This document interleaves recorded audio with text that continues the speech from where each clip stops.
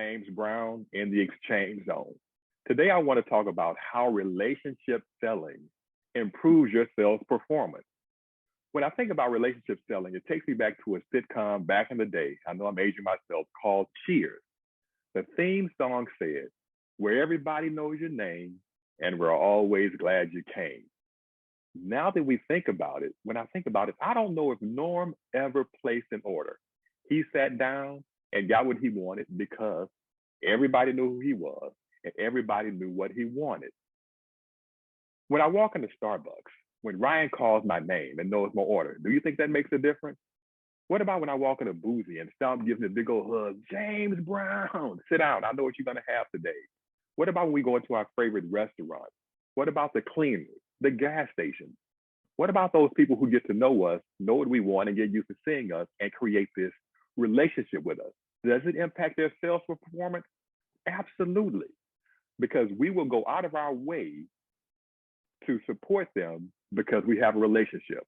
According to the Achievement Customer Amazement Report of 2021, 75% of Americans will be loyal to a brand or a company based on personalized customer service or a personalized customer experience. How do you deliver that service? By creating a personalized relationship. How do you create a personalized relationship? Glad you asked. Three simple things: observing, remembering, and serving. The first one is observing. A study done several years ago indicated that 93% of communication had nothing to do with words.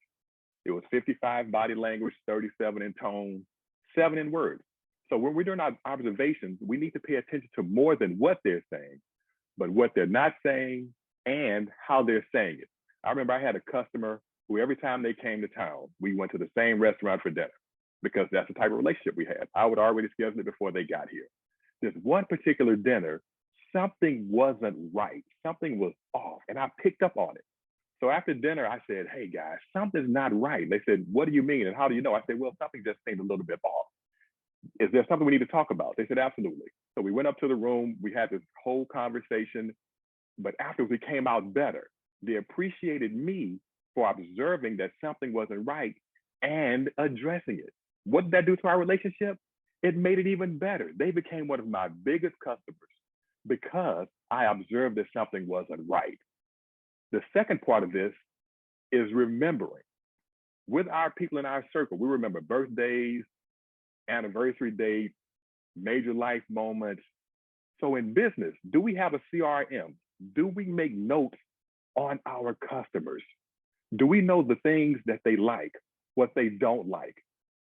In the book, The Nordstrom Way, their sales professionals are encouraged and trained to text, email, or call their customers and tell them what they have in based on what they remembered from previous buying experiences.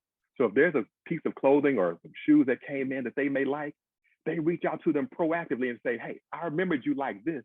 You may like that." What does that do for a relationship? It means a lot. The person that doesn't even have to go into the store because their associate, their sales professional, has already reached out to them to say, "You may like this because I remember what you do." And they're encouraged in that remembering to have relevant, consistent, and individual communication. Do you do that with your customers? Do you know what they like? Can you order for them? Can you pick clothes for them based on what you know about them and remembering those things?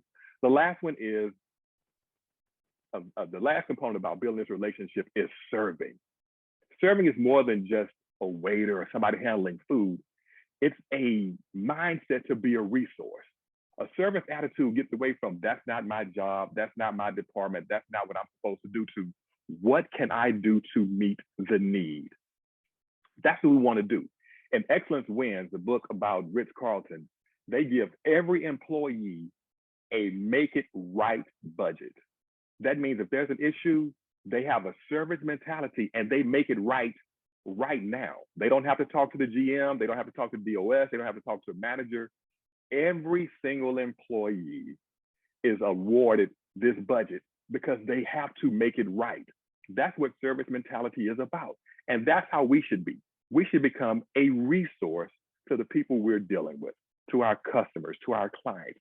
Be a resource. Make it right and make it right now.